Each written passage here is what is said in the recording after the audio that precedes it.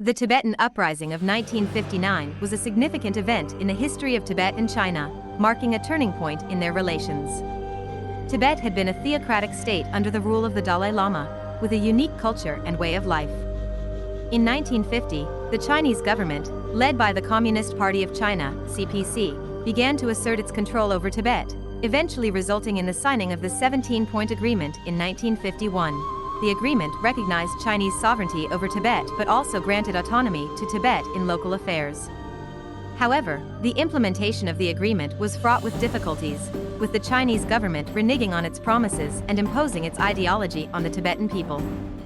The Dalai Lama himself was caught in the middle, torn between his loyalty to his people and his desire to maintain good relations with China. Earlier in 1956, armed conflict between Tibetan guerrillas and the PLA started in the Kham and Amdo regions, which had been subjected to socialist reform.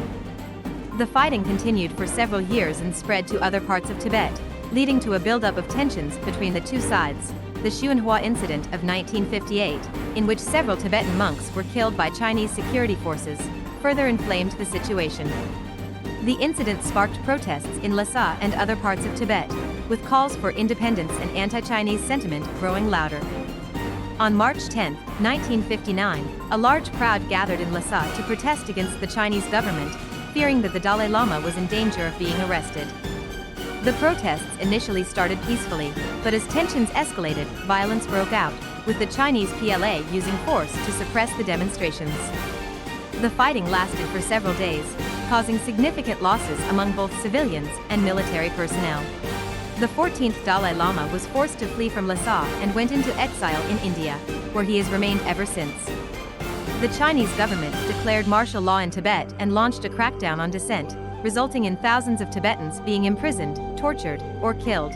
The aftermath of the uprising saw the Chinese government further tightening its grip on Tibet, implementing policies aimed at assimilating Tibetans into Chinese culture and suppressing their religious and cultural practices. The Tibetan diaspora, meanwhile, became more organized in their calls for independence and greater autonomy, with the Dalai Lama serving as their spiritual and political leader. Today, the issue of Tibet remains a contentious one, with the Chinese government continuing to assert its control over the region and the Tibetan diaspora calling for greater freedom and autonomy.